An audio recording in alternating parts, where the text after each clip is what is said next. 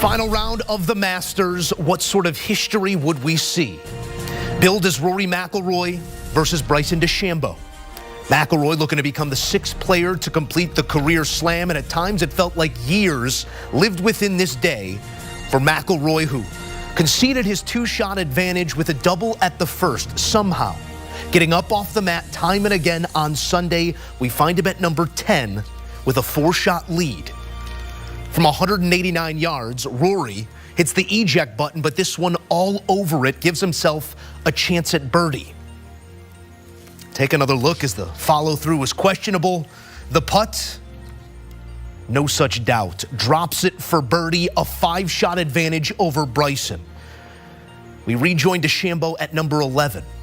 Trying to keep pace with Rory, but issues throughout the week on approach play and certainly here on Sunday. Hard to challenge that pin at 11 all the way back left. Bryson has his hand forced and he exits stage left. Double bogey for Bryson, who'd finish in fifth at 7 under, a final round 75, his first round not in the 60s this week. Meanwhile, the 36 and 18 hole leader Justin Rose loitering after a strong first 9, 4 birdies already on his second. Here at the par 3 16th. Not your traditional low side pin, this an ode to Jack. Some 50 years ago up on the top plateau, and no matter where you put it, Rosie likes it. 171 yards to 5 feet, Rose in bloom. Simultaneously, McIlroy misstepping at 13. Playing conservatively with a large lead, elects to lay up this wedge from 86 yards. Well off his intended start line, and it finds Rays Creek. Drama injected back into this tournament. McIlroy, another double bogey, his 4th of the week. No player has made 4 double bogeys and gone on to win a Masters in that same week. Back to Rose at 16, the birdie, yes. Now a share of the lead, we're tied at 11 under. Ludwig Åberg, not to be ignored on this Masters Sunday, your runner-up a year ago, trying to stay in the mix as well as McIlroy comes back to the pack. Ludwig one deeper, just one shot back at 10 under. McIlroy, more trouble at the par 4 14th. Compounding issues the way he started the day, but would this be the end? Trying to save par. It hangs on the lip. McIlroy goes double bogey, bogey. He cannot believe it, nor could we, frankly. Now Rose, a huge par look of his own at the par 4 17th. An up and down second 9 for Rosie. The moment only growing, and he misses on the left side. A bogey there to drop to 10 under, only 1 par on his second 9 Sunday. Now a 3-way tie atop the leaderboard. McIlroy, Rose, and Åberg. Back to Mac, par 5 15th, where he offered that thing of beauty on Saturday, again walking after it on Sunday, and why not? McIlroy on in 2, good, and getting better. To 6 feet, Rory, yet another bounce back off the mat. Could the Mac man deliver? From 6 feet for eagle. Could catapult 2 clear, and another wandering stroke. A tap-in birdie, a solo lead at 11 under, but maybe an opportunity squandered there. Meantime, Rose with 1 hole to play on the 72nd green. Again, Rosie offering one more roar of his own with pace, applies pressure, enters the clubhouse with a share of the lead at 11 under. Rory still 2 to play and the task clear. Must play them in 1 under for the career Grand Slam. He loves this one as well, and so he should. Second shot into 17, beneath the hole, 2 feet. Gutsy stuff from Rory. The birdie putt, and again, a solo lead to 12 under. Rose on the practice facility trying to stay loose in case of a potential playoff. McIlroy just a par at the last, and it's yours. His approach into the last. He's leaning on it. Didn't love it in the bunker. Now up and down from there. Not making it easy on himself. McIlroy, a little heavy out of the sand. Gonna have 5 feet for history. Short putts missed at majors, part of the story for McIlroy, and again, heartbreak. It slides by on the left side with history still hanging in the balance. We head to a playoff. First time since 2017 we get a playoff at the Masters. Then it was Sergio over Justin Rose. Justin Rose back in a playoff at the Masters, this time facing off with Rory McIlroy. Both players find fairway successfully. Rose's approach into 18, a thing of beauty. Nearly holes it for eagle. Instead, he's got 15 or so feet back down the hill. Rory's approach, almost carbon copy to the one he deposited in bunker in regulation, but this time, it's his moment. McIlroy back down the ridge and to 4 feet. Is it his time? Rose looking to apply more pressure. His birdie bid goes begging on the right side. He'd clean up par, and the stage again set for McIlroy.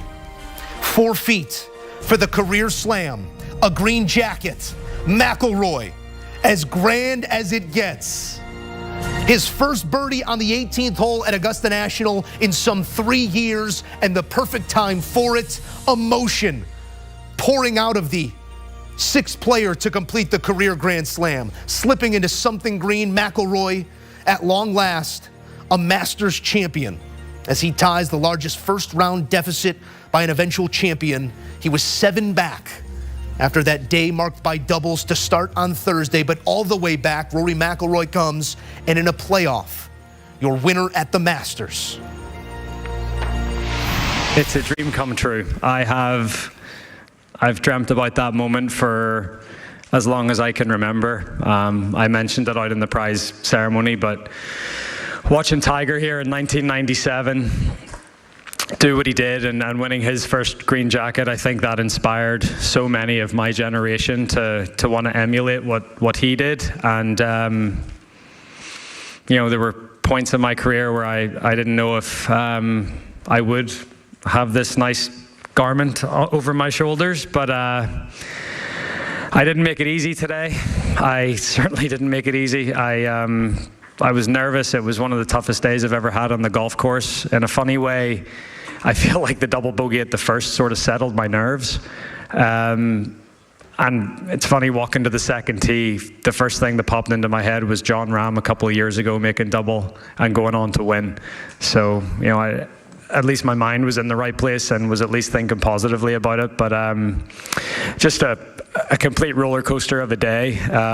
You know, it was very tricky out there. It almost felt more like a US Open than a Masters at some points, just with how firm and fast the greens got. But yeah, just really proud of how I bounced back from you know, from the double on 1, from the double on 13.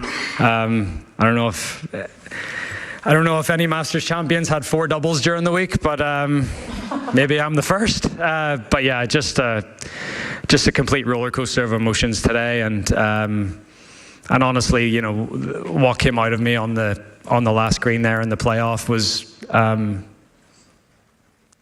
you know, at least 11 years, if not 14 years of pent-up emotion. You know, since 2011. I think it's so ironic as well. I got to my locker this morning and I opened it up, and there was a note in there from Angel Cabrera, and just wishing me luck. And Angel Cabrera was the player I played with in the final day in 2011. So just it was a nice touch and a little bit ironic at the same time. And it's been 14 long years, but thankfully I got the job done.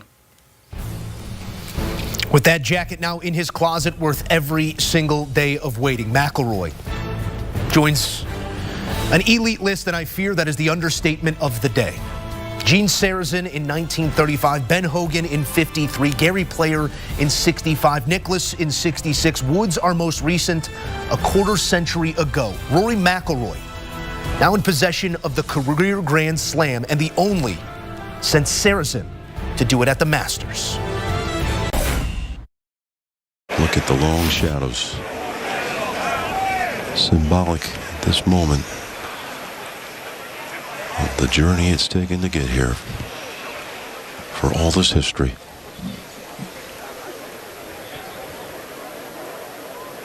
The long journey is over. McIlroy has his masterpiece.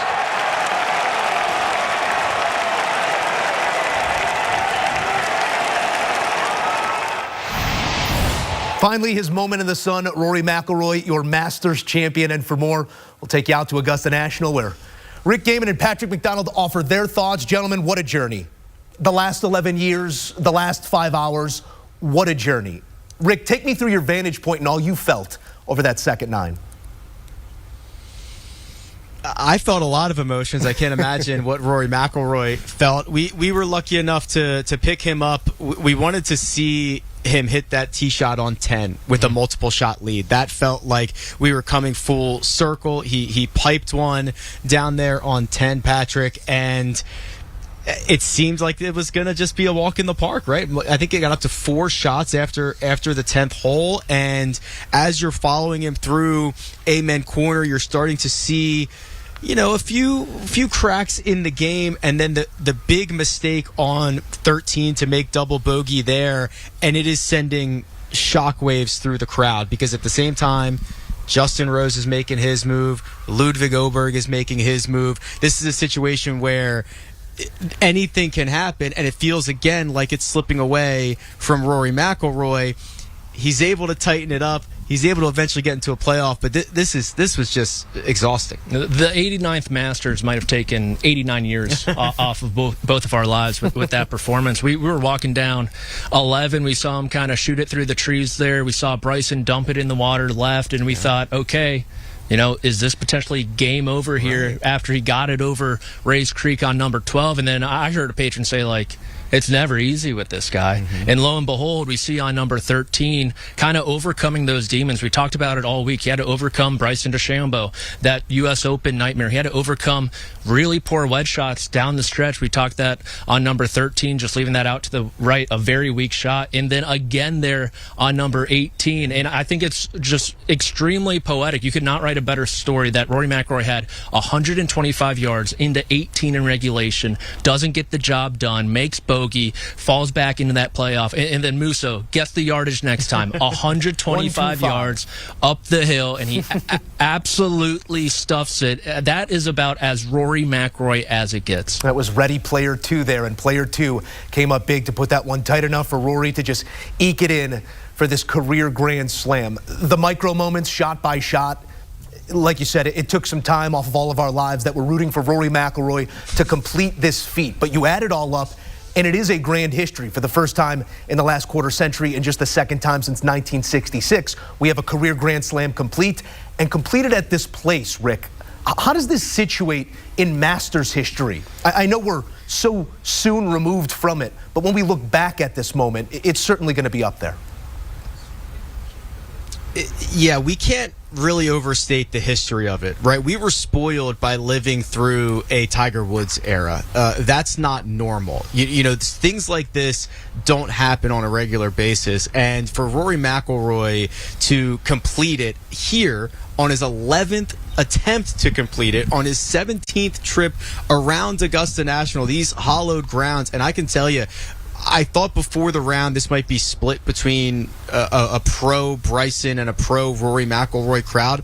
I was wrong. This was all in favor of Rory McIlroy. Everyone from first tee to 18th green to the clubhouse to the parking lot, they were all pro Rory McIlroy. This place went absolutely bonkers when he got the job done. I live in the recency bias, Rick, so I'm willing to call it the greatest Masters of all time. I know we had 19. I know we're 50 years removed from Jack's 5th, and then obviously the subsequent 6. But with everything that this man has gone through on the major stage, especially this last half decade, coming so close time and time again. St. Andrews, the 150th Open Championship, the history at potentially winning at the home of golf and not coming through. The U.S. Open 23 and 24, and to get across the finish line here, where everyone was just pulling him to that finish line, willing him to victory. All the groans we heard in the pine trees when McIlroy makes 7 on 13.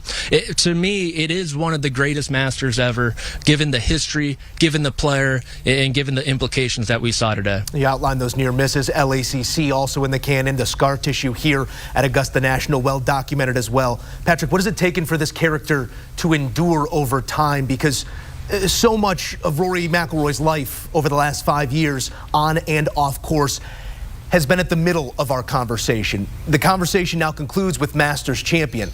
How has he completed that task? I think he's done a lot of work on himself, I would say, and I think he's realized these past few years all the noise is just noise. Who cares about what's going on in the world of professional golf? Who cares who's writing about you? Who cares who's talking about you? You're Rory freaking McIlroy. You are a now 5-time major champion. You shouldn't care about any of that noise. And Joe, we heard it all week. The way he was talking, you could not have pictured it any better. I want to be in my cocoon. I want to be in my bubble. It's all about me. It's all about the shot in front of me. It's okay to be selfish in this game. The greats are always selfish in this game. And I think Rory McIlroy realized he was getting pulled every which way these past few years. It's time to focus on himself, and we saw that. This was a microcosm, Joe. I mean, he made a double on the first hole. He made a double on the 13th. He's now made 4 doubles this week. He's probably the only guy to ever win a green jacket doing that. I know Faldo made a double on number 1 in the final round of his latest Masters championship. But that's a microcosm because time and time again he has gotten close over the last decade, and he has fallen short, and he has gotten up and he's put himself in another great position to do it again. And he has been knocked down more recently than he would have liked, but every single time he has gotten up, and now I cannot even imagine the amount of relief. We saw it. I mean, him crumbling to the ground on the 18th green and immediately into tears. He's going to feel 300 pounds lighter tomorrow morning with the weight that's just been lifted off his shoulders. The weight of that garment put on his shoulders and the weight of the world coming off of it simultaneously.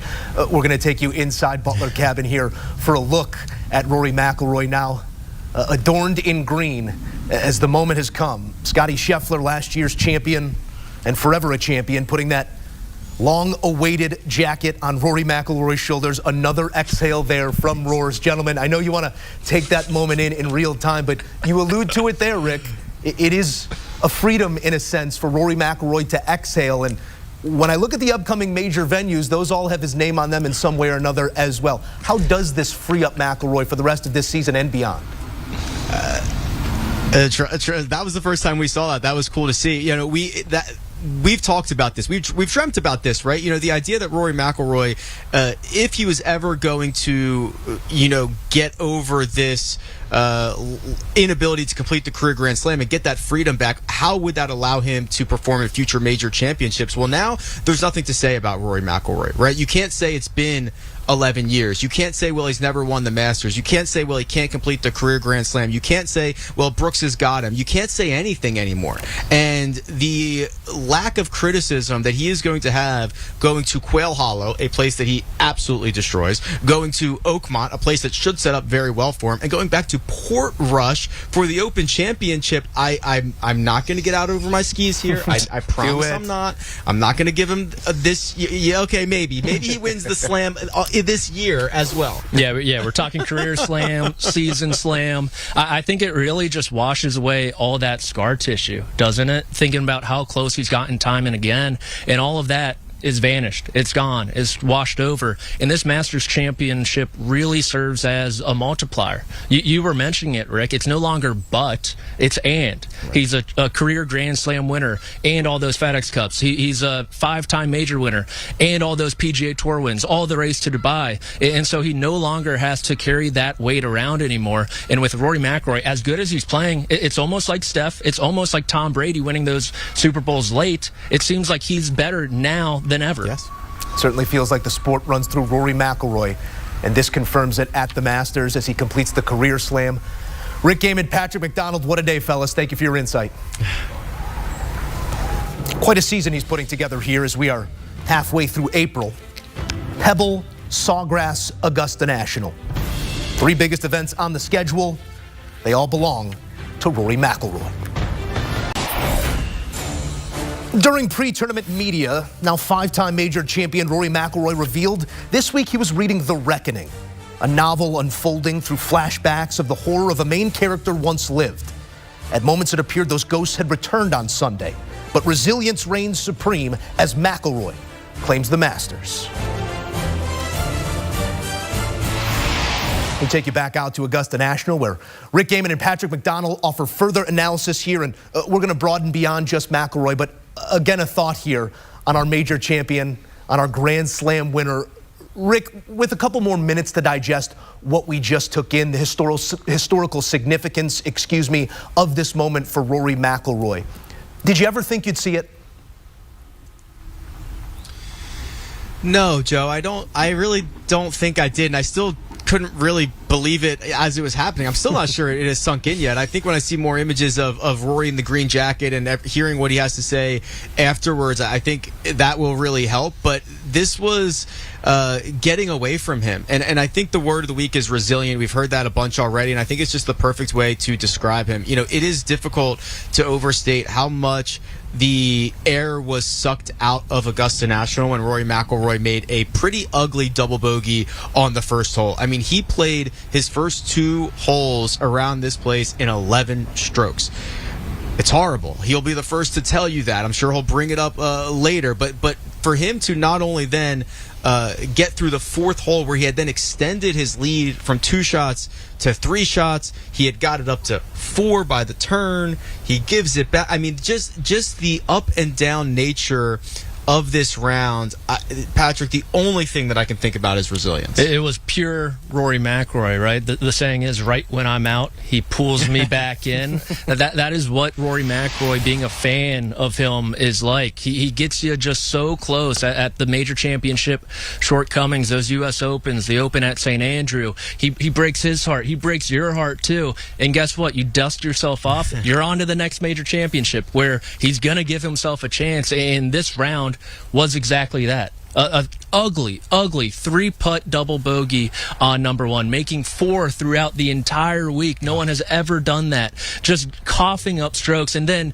you come back with the shots on 15 over the weekend, Rick. Just unbelievable mid-irons, lasered to pin high, kicked in that birdie today, wasn't able to cash in the eagle, but it was vintage Rory McIlroy from a holistic standpoint, right? He's not normally this up and down from round to round within a round, but throughout his career, the way he makes you feel is just like that, and it's really a picture-perfect ending. Yeah, bookend double-doubles on Thursday and on Sunday. It sounds like an extended buddies trip, not the Masters, but that is the case for Rory McIlroy, who, as you said, does become the first to do so. Craig Stadler had made 3 in his eventual win, but never before had we seen 4. It was interesting what we saw next to Rory McIlroy. It was exit stage left around 11 for Bryson DeChambeau. I do want to check my notes here to make sure I have the number right. We have 1,235 total shots taken this week on the range, plus the first 3 rounds. Add the 75 to that from this day. He was trying to cobble something together, or so it felt. Patrick, what did you make of the lack of a push from Bryson on Sunday? I was disappointed, especially when you think about the beginning, Rick, right? I mean, this guy had the lead after the first 2 holes, and then it just completely got away with him with how he played number 3. And you think about that stretch 3 through 5 throughout Bryson DeChambeau's career, you think it's one where he could take advantage of his length, driving it up there close to 3, the long par 3 4th, the long par 4 5th. And he entered this week, Rick, 22 over for his career at the Masters in that stretch. And we saw Rory really settle in during that run with that touchy chip shot on 3 to really settle the nerves, applied a lot of pressure on Bryson on the next hole as well. And then we saw there on 11, I think he tried to push. He was in the middle of the fairway. He saw Rory McIlroy in trouble off the green to the right. He said, okay, this is my time. And we all know when you try to push on 11, it pushes back. For the second straight year, it has done that. So obviously a disappointing final round for Bryson DeChambeau, but I think one that he'll come back to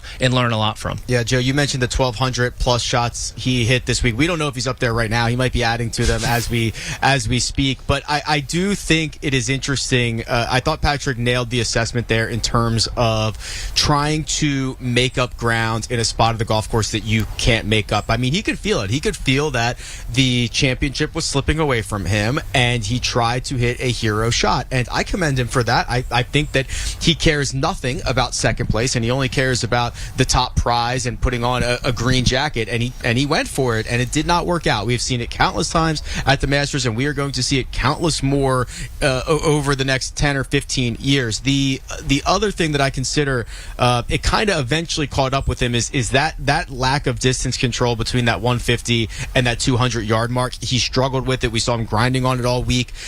Just couldn't get that number dialed in, and just the little mistakes, being on the wrong side of things, they add up so quickly here. So a disappointing Sunday for Bryson, especially after taking the lead early, but he has really found a way to play unbelievable major championship golf. Yeah, no matter who you are, free golf balls are free golf balls. Bryson DeChambeau injecting himself into the conversation throughout the week, but he was not our antagonist at the end. Instead, that was Justin Rose, the unlikely 18 and 36 hole leader, offers a jolt at the 72nd hole to eventually force this playoff, but the last two playoffs at Augusta National, he's been on the wrong side of. This has to be a moment in Rose's career that feels again like an opportunity squandered, Rick, but he comports himself, I think, as good as he can in this moment. For sure, Joe. And Rosie will not get the proper due for this week because every story will be about Rory McIlroy moving forward. Rosie will probably not get enough due for how well he's played at Augusta National in his career. You mentioned it. He's been in each of the last two playoffs. He has all of those leads after rounds. He's got more rounds than anybody leading after without having a green jacket. And what he has really done in the last year or two is he's leaned into some of the better parts of his game. You know, he is in terms of golfers' primes, you know, he's on the wrong side of 40 certainly, but he is able to play his best golf. And Patrick, we talked about it before the week. Now 8 straight major championships where Rosie has either finished inside the top 10 or missed the cut. So when he gets into the mix, he's in the mix. He's got staying power. I'm absolutely gutted. You were gutted about it. I am gutted for Rosie just because I thought a Masters tournament win would really bring to light his entire career. You talked about the Masters career, but he has been such a great champion of the game, and I think a very underrated one also. A former world #1, an Olympic gold medalist, coming out as an amateur and contending at the Open, and all the accolades around the world, including that U.S. Open win at Marion over Phil Mickelson. It felt like if he added a green jacket to that, he'd probably get the proper appreciation that he deserves throughout his career. And unfortunately, he just fell on the wrong side of a playoff in Rory McIlroy. Yeah, and Joe, one final nugget there. I mean, a lot of these guys who are one-time major champions, they feel that the second one validates the first one, right? And it's just such a huge thing for these guys. And Rosie's had a couple of cracks at it, hasn't been able to do it. But to Patrick's larger point, I don't think that takes away from his career as a great champion. He presented himself nicely here over the final hours of the Masters. But in the end, it's Rory McIlroy, a champion. And I'm taken back to what our colleague Jim Nance said back in 2004 when Phil finally got it done. At long last, it certainly feels that way. Rick Gehman, Patrick McDonald, appreciation as always, friends. You know, what Rory McIlroy just accomplished and this moment in the sun, it cannot be put into monetary terms. No money can buy access into the club that he just joined. A Masters champion, a career Grand Slam. He is a champion confirmed by the game's greatest garment. As the weight of that jacket placed on Rory McIlroy's shoulders, the weight of the world removed. Your winner at the Masters. We now have the privilege of taking you inside Butler Cabin, where 2008 Masters champion and our lead analyst of golf on CBS, Trevor Immelman, joins us. Trevor, the word resilience bounced around quite often this week and throughout that final 5 hours of this tournament. What sort of resilience did you see out of Rory McIlroy on Sunday? Yeah, it sure did bounce around a lot. In fact, he brought it up earlier this week after Friday's round, because of the stumbles that he had on Thursday. And he wanted to make sure that the narratives of the double bogeys at 15 and 17 on Thursday weren't going to take root. And he started to bounce back. But today, again, all of a sudden, adversity struck right from that first hole. And he had to really dig deeper than he's ever gone before. And what a remarkable finish. Hats off, obviously, to Justin Rose for pushing him right to the end. But this sure was something special. History here for McIlroy at Augusta National. With this win, he earns admission to the game's most elite club at the game's most elite club, and you look at those names of Sarazen, Hogan, Player, Nicklaus, Woods, and now McIlroy. To say those in order, it certainly makes you feel something. How does this situate historically for Rory? Well, he goes on to the most elite list in our sport, and we've had to wait so long since Tiger Woods accomplished that. And everybody's been wondering for so many years, McIlroy has the talent, but can he win the Masters? And now on his 11th attempt trying to complete the Grand Slam, he finally gets it done. And you could see exactly what it meant to him after he holed that short putt in the playoff to finally get his hands on a green jacket. Our first in a quarter century, our second since 1966. Trevor, a fantastic job, as always, from our team with Golf on CBS and what you put forth this weekend. And I'm interested in your experience as a member of that club, now grown to 57, with McIlroy on his way into the room. What will it mean to welcome him in? Well, look, we've all known for so long that he has the ability to do it. He's come so close here so many times. Everybody has, over the last few years, been holding their breath at the start of the week, seeing if he can finally get it done. And now we get to welcome him with open arms. And he sure is a worthy champion. Trevor, I do imagine you have a hand to go shake. So with that, I say thank you. Another fantastic week, my friend. Just an incredible week. Thanks, Moose. Trevor Immelman joining us from Butler Cabin, where just moments ago, Rory McIlroy minted as a Masters champion, accomplishing the career Grand Slam. In terms of major champions, since the turn of the millennium, McIlroy now on equal footing with Brooks Koepka, his 2 PGAs, his 2 U.S. Opens. McIlroy now checking all 4 boxes. A champion as grand as they come. There are certain Sundays we will never forget. Rory McIlroy with a chance to complete the career Grand Slam in regulation. 5 feet for immortality. The putter plaguing him throughout the day. Wedges as well. This one slides by on the left side, and we head to extra frames. A playoff comprised of Justin Rose and Rory McIlroy, teammates on the European Ryder Cup team. McIlroy having to recollect after that failure at the last. Would it be jubilation when all said and done? Both drives found the fairway at 18 in the playoff. Justin Rose looking like he may have flagged one here. The first hop, dangerously close. Doesn't get the traditional roll off the backstop. It would be a putt from there for Rosie. As for Rory, the same wedge he had in regulation. 125, only this time, no bunker.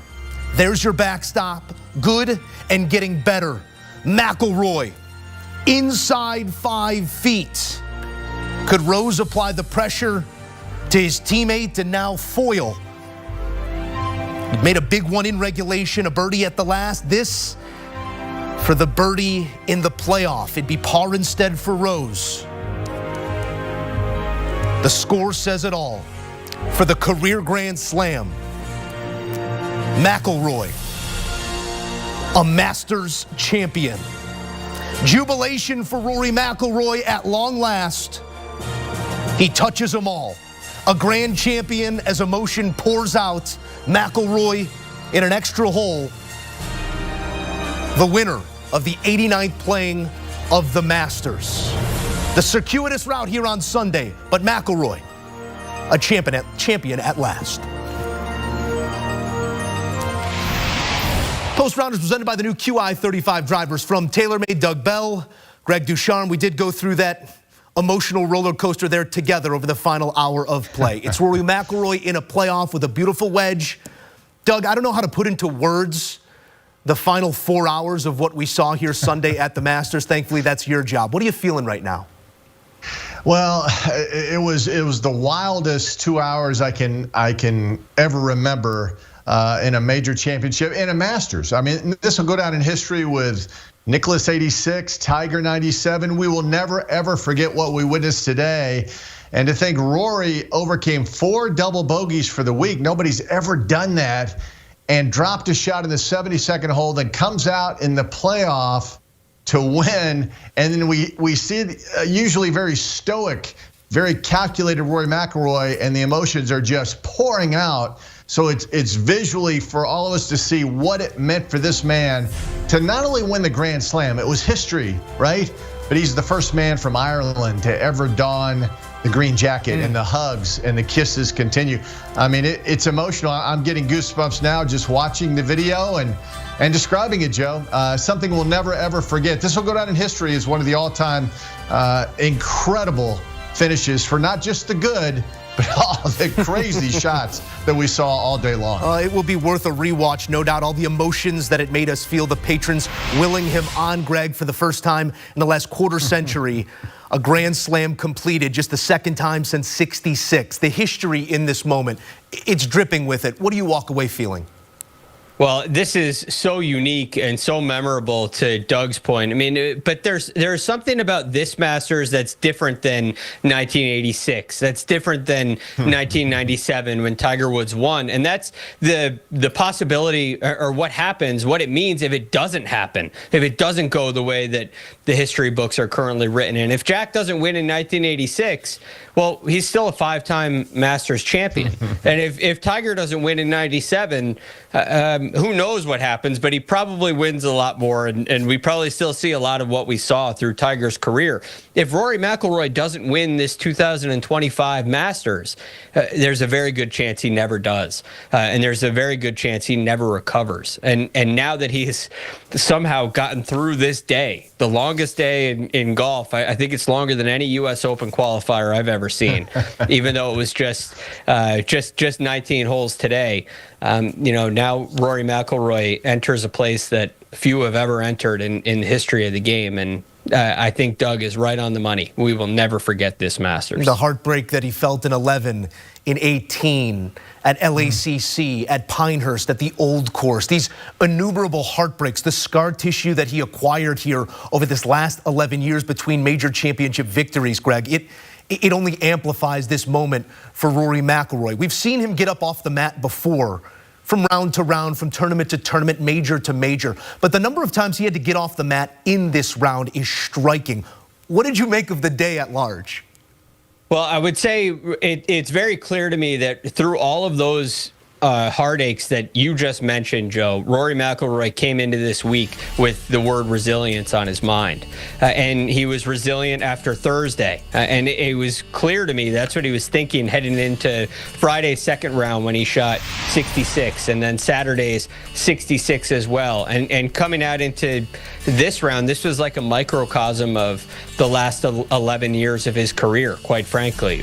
Brilliant moments and FedEx Cups and Players Championships and everything you could ever ask for except major championships. And in all of these iterations, whether the putts weren't falling at St. Andrews, a mistake at 14 at LACC, last year at Pinehurst, the putts do fall. He avoids the mistakes until number 16, and then mistakes at 16 and 18 cost him the chance. He made plenty of mistakes this week that should have and very well could have cost him the chance. But fortunately, he hit enough heroic shots to answer the bell. One final wedge and one final short putt, exercising all the demons throughout the day and throughout these last 11 years. Doug, we talked about it a day ago, the career Grand Slam, only the 6th all time, but he joins only Gene Sarazen some 90 years ago as players to complete it there at Augusta National. This moment, how does it situate into how we'll remember Rory McIlroy? His spot in golf history already cemented, but this moment elevates.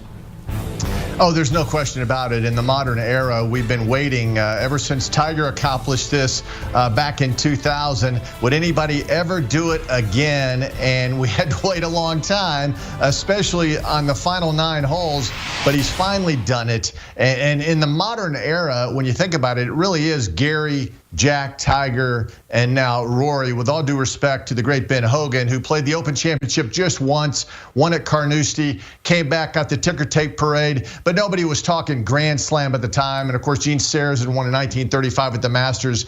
Nobody had any mention of the Grand Slam, at least considering the 4 professional championships thus. So now Rory in the modern era, he's right up there with the greats, right? 29 victories in his career. He's not done yet. Now has 5 major championships.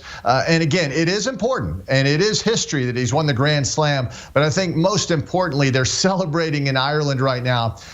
Listen, Padraig came close. Shane Lowry has had a few opportunities, but no Irishman has ever donned the green jacket. How apropos is that? And so now Rory will be forever at the Champions Dinner starting next year. Again, we just need to emphasize the raw emotion that we've never seen come out of Rory McIlroy. This was meaningful, more than all the other wins, more than the Grand Slam. Donning the green jacket is the one that he wanted, and we saw it visually right there on TV. I'll forever, ever remember those pictures. It's left an indelible mark in my mind. It's green for the Irish once again, and for the first time here at Augusta National. Rory McIlroy, your winner of the 89th playing of the Masters. Quite a route we took there, gentlemen, but it was a pleasure going with you.